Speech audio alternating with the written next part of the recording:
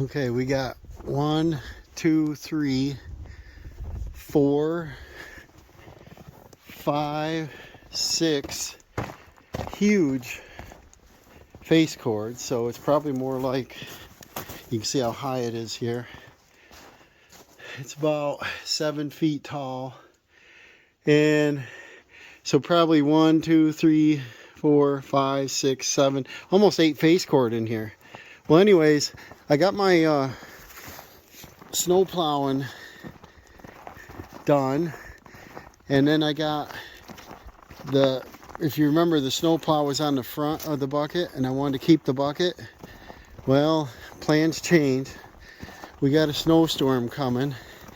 That plow that was on here worked okay, but because it was heavy and long, it wouldn't fit in the building with a snowblower on, and also it made the back end a little light even with a snowblower on there. So I decided to take that off. I'm going to go ahead and take this bucket off from here, and then I want to mount the snow blade, hydraulic snow blade under there, the New Holland, and that gives me down pressure left and right, and then I can mount that large snow plow on the front of that. So let's see what we need here. I gotta remember we got a 1/2 inch, and that's the only tool we need.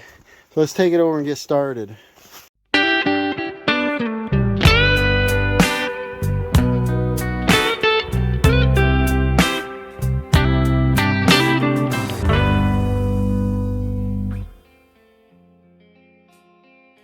Alright, I'm going to take this little bungee off. That keeps the hoses away from the hood. They rub on the hood and they take the stickers off. Not real important, but keeps the hoses organized. And then the other thing is, I got it in a location where I think it's out of the way. And then what I got to do now is, we've got our 4 hoses and our 2 bolts. So I'm going to use a 1/2 inch wrench. And then what we're going to do is take and pop them bolts out quick. I think they should have just used a pin, but I don't know. It's just a simple lock nut, or I guess it's called a lock nut. Not quite the right crescent wrench. This is one of those fast angle ones. No, doesn't work great for here without access. Let me put this on time lapse. I should bring out a different wrench than that. Maybe vice grips will be better.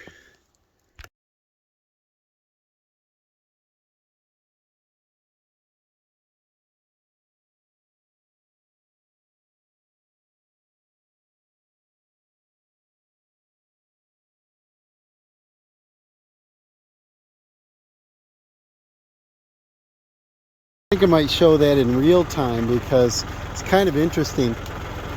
You just pull them 2 pins you saw, flip them forward, take the bucket down, and it raises up in the back, and the front frame rail goes down and touches on the ground. So watch this, pretty cool. Once it weights off the tractor, you just back up.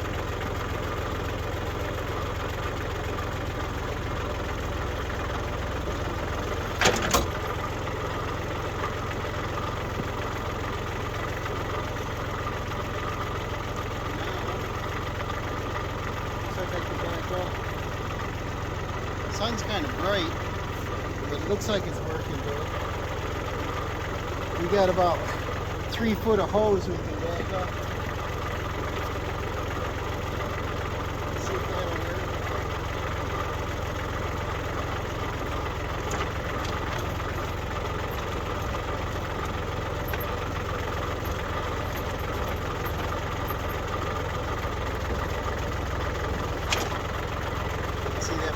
Down and touches, your bucket touches. I think I'll curl the bucket down so that it doesn't fill up with water so much.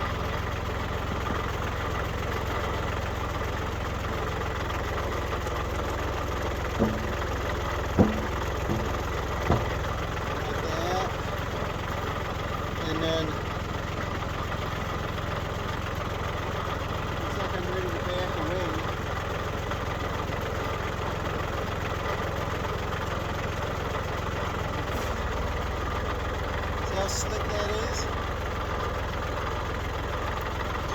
And then just stop before your hoses are tight. Away from your tractor. Everything's clear. I think that's the slickest system. I think if I had pins in it, I could do it in 1 minute. But let's see if I can get in here. There's too much stuff in the way. But we got just our hoses. So now we just gotta, see that? They're loose still. That's gonna hold up. We can drive right back under this. These are color coded, red, yellow, green, and blue. So we know where they go. And then we just take and disconnect them. And that's all we got to do. Put your caps on if you got caps.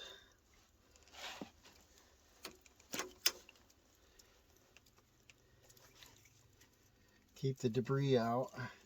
I don't know if you guys miss your bucket when it's off, but I sure do. That is my wheelbarrow. I have carried, you know, 1,000,000 tons in this over 20 years. That's so much stuff. For a compact tractor, this thing is some rugged. It's small, and I bought it that way so I can get on people's yards. You get a great big machine. Yes, you can do more work. Yes, you're going to pay more, but you are going to tear up somebody's lawn. And I go places with a backhoe and things on here that most people can't. And if you use a skid steer, you're really tearing up their lawn. And then, I don't know if you can see all that. That's slick. We're all done with that. Now we just gotta drive out to our snow plow. And I can't remember if I can leave these on for the backhoe. I was thinking I can, but I don't recall. I think so. And then they should have had a universal fit for everything. Because if you got a backhoe fitting, I don't know why you got to hook back there. You could hook right to that. But let me head out and we'll get hooked up. All right, now what we got on this, before I bring the tractor up, we got 2 bolts in the back on the other side. And one has a slot, so it's easier to line it up. And then up front, we have to take off a bracket to put these on. And that just takes 4 bolts. And then here we got our hoses, and they're color coded, so that should be pretty easy to hook that up. And then here on that same plate we take off, this is our lifting mechanism. So we got to hook that up, and that goes opposite this way. And then that goes on with 1 big bolt. So 2, 4, 6, 8, 9 bolts, and this thing will be hooked up. And then this has holes drilled in it, I think originally for a wing, but I made them fit on that big plow right there, so we can set that on the front too. But this has down pressure enough to lift the tires off the ground, so this will be handy. I'll go get the tractor now. Well, it was 1 degree this morning. It's warmed up to almost 30. I think it's 28. So in 2 days we got that storm coming. It come across the Sierra Nevadas, and they got, I think it was 4 feet of snow. Not as much as Buffalo, but they got a lot of snow. And we're supposed to get some out of that, so I don't know if we're going to get a foot or 2. That's why I want to get this going now. I got to remember what I got to take off here to make this work. We got these 3 holes, so this has 3 holes. I think I used the center hole on that, and then there's two bolts on this is where the bucket rests on. So I got to pop that off. It's a shame these don't fit up around that. I probably could do a little hacking on that, blow them off, not just bracket out, but I don't want to change bracketry. And I'm going to take this right off. Yeah, so those are, looks like 3/4. I'll get a couple tools out, and then I'll drive ahead It looks like our backhoe brackets are fine. It's going to clear. And I got to get a big bolt for that. So I got to round up eight bolts. No, I can use those four again. They're the same bolts. So I got to round up 4 bolts and one larger one for here. I keep everything in my tractor buckets of parts so it's easy to find. We got the tiger out here helping us. Squirrel and Lucky's out here somewhere too.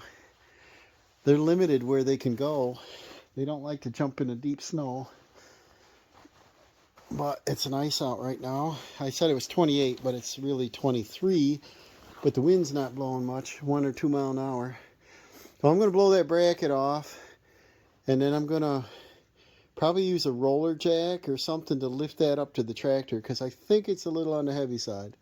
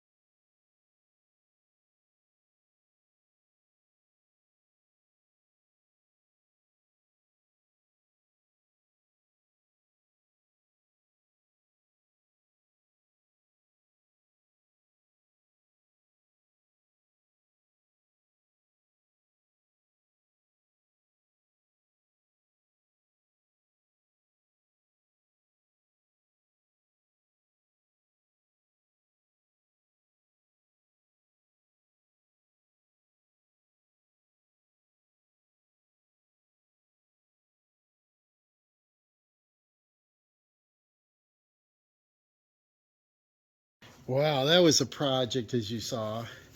Definitely not easy outside. I think the difference that I did last year is I took, you got to remember these things, right? I took these brackets off last year. This year I left them on, which means you can't have it elevated when you drive over it. I think last year I set a 6x6 block under both sides with the brackets off, mounted the brackets on, and did the lower ones last. I got no directions with this plow, but the 2 bolts in the back, one is slotted, and that's the one you put your bolt in first, and that allows you to wiggle it. And then if you take your floor jack and raise it up, the other one lines up.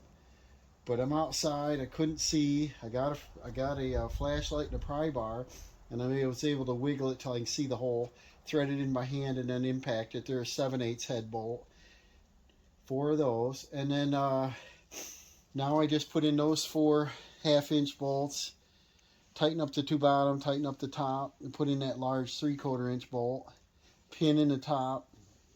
This gives you different adjustments on the front, and I wish it would lift up a lot higher, because once I went down at the edge of the driveway and I plowed over to the ditch, which I couldn't see, and it dropped down in, and I didn't think I was going to get out. I did. But if this was able to go up much higher, would be nice. But the only other thing I got to do is, I put this thing on there last year. I got to zip tie this to right about here, because I don't want the hose is rubbing. The axle goes up and down and bumps it, but that's round right here, so I'm not concerned there. But this is a sharp edge. The other thing is, they could have gave me a few more inches of hose. They're almost exact length, what I was trying to do, if you noticed, was hook my hoses up, use the hydraulics to lift the plow up to get it lined up, but they weren't long enough. So I couldn't hook them all up at the same time, which is kind of odd. I know the loader, the hoses go up and way back again, and that gives you room to move away This you pretty much have to put the frame on before you can hook the hoses up. But like I said, if this was elevated on a block, it would have made that much easier. But because I can't lift this up, I don't know what it weighs, but it's pretty good. And right now you see it's got a little play. There's swivel pins down there, and then a little bit this way is swivel, just like any plow, and that allows it to follow the contour. Last year I adjusted these links here. The pin was bent, so I think, you know, it got hit on something hard. I'm not going to put the shoes on it. They fit right here on the back. I got two styles. What else? That's about it. I'm going to miss the bucket. It's a shame I couldn't rig up something on this so I can scoop up my sand. But I took some sand down out of the pile today and dumped it on the drive because we got a snowstorm coming. And if the sand is beneath it, once I plow it off, it's got the grip under it. And also the sand is black or dark brown, and that attracts the sun, so it tends to, you know, melt off the snow a little bit. But the next thing I want to do, like I said, is I'll grab some plastic ties, tie that up, and let's test this baby out. And we got to hook it up to the big blade over there too. But maybe I'll run it with a small one first. And this is a 6 foot, which you see it's beyond the front tire, but it's still not as wide as the back tires. And then once you turn it, you got like a 5 foot blade. I've got a 12 foot driveway, so that's 4 trips up and down, down, back, down, back. And with the 8 foot blade turned, you get about 7. 7 to 7 is 14, so I can do the driveway down and back. Done. And so that's the object of doing this. I did get my firewood finished. I got my trailers moved out of the way. I got things done where I'm down to just needing this plow for the snowstorm. So let me get some zip ties. Alright, I'm going to play a little bit with this 6 foot blade on there first. I'll turn around and face the sun. I won't be able to see too good.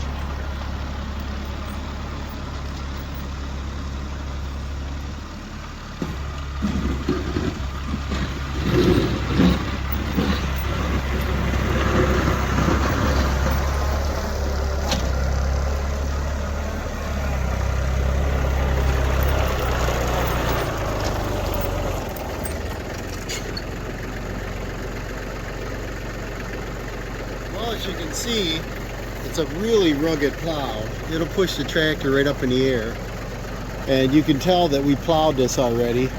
Dawson did it with his 4-wheeler. I followed with the tractor. And Now look at it. I can still scrape it all the way down tight. So that's why I want to leave the shoes off on the blacktop. But let's put the 8-foot blade on now. And I don't know if you notice a difference, but once that plow is turned, the snow is piled up right at the edge of the tire. So the back tire runs over that little furrow. And so putting the wide blade on is going to be out beyond the tire so the bank doesn't fall back in. That's pretty important to me down the driveway. And see, I just set the blade out there. There's no bracketry on it. The shoes are on that right now, but it'll sit right there and stand up straight. That's what I like about it. And I just drive in and hook the pins up. All right, I got the 8-foot blade on, so I'm going to wrap this video up. What I'm going to do is just plow this little section and show you what a big difference it is having a larger blade versus that 6-foot.